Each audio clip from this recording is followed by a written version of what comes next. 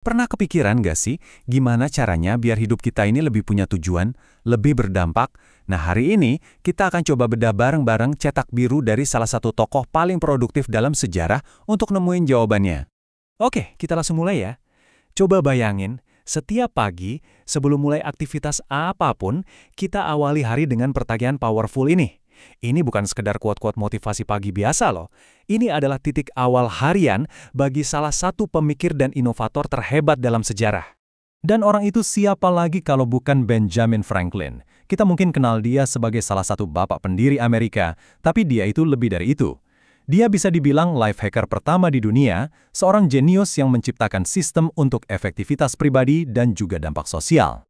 Nah, biar nggak pusing, kita udah rangkum semua kebijaksanaannya yang luar biasa itu jadi kerangka kerja yang jelas. Kita akan bahas dua pilar utama filosofinya, dan yang paling penting, satu praktek harian super simple yang bisa langsung Anda coba hari ini juga. Yuk, kita mulai dengan pilar yang pertama, menguasai dunia batin kita sendiri. Menurut Franklin, hidup yang berguna itu nggak dimulai dari luar, tapi justru dari dalam, dari komitmen kita yang nggak pernah berhenti untuk memperbaiki diri. Dan ini yang keren dari cara pikir Franklin, dia itu nggak terobsesi sama kesempurnaan. Justru sebaliknya, dia fokus pada kemajuan yang konsisten dan disengaja. Intinya adalah menjadi sedikit lebih baik setiap hari, bukan jadi sempurna dalam semalam. Dia punya angka sakti untuk memandu perjalanannya, 13. Ini adalah jumlah kebajikan atau nilai-nilai yang dia jadikan kompas moral dan praktisnya. Uniknya, dia akan fokus pada satu kebajikan setiap minggu, dan siklus ini diulang 4 kali dalam setahun. Coba deh kita lihat beberapa di antaranya. Ini bukan konsep-konsep yang ngawang-ngawang loh. Justru praktis banget. Kerajinan, hemat, ketulusan, belajar seumur hidup dan keadilan.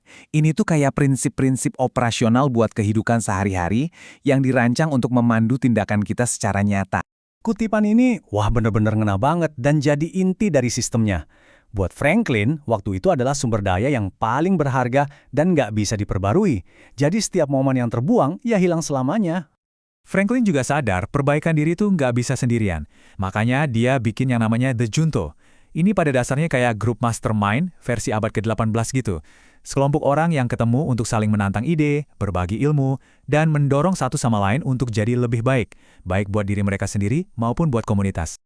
Oke, dari situ kita lanjut ke pilar kedua, memperbaiki dunia luar.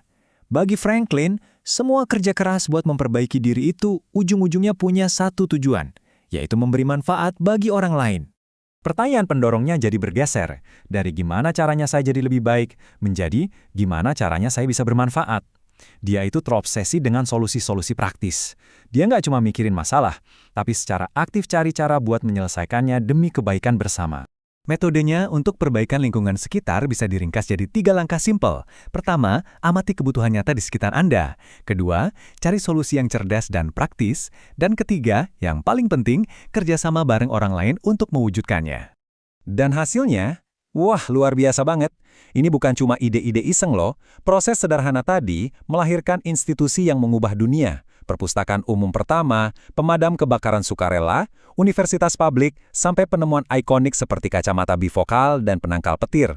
Ini bukti nyata gimana fokus pada kegunaan bisa menciptakan warisan yang abadi. Oke, kita udah bahas dua pilarnya, perbaikan diri dan pelayanan masyarakat. Sekarang bagian yang paling bisa kita praktekkan, gimana sih Franklin benar-benar menjalankan semua ini setiap hari? Yuk, kita bedah sistem operasi Franklin. Ini dia jadwal hariannya yang legendaris itu.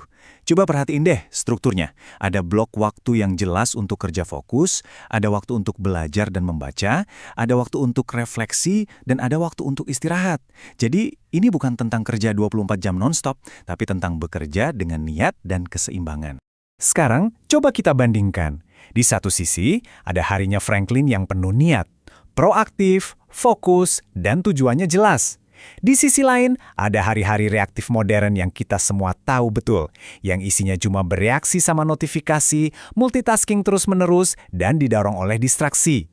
Kontrasnya jelas banget, dan ini nunjukin betapa relevannya sistem Franklin bahkan setelah hampir 300 tahun.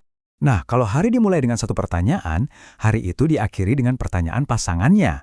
Di malam hari, Franklin akan bertanya pada dirinya sendiri, kebaikan apa yang telah kulakukan hari ini?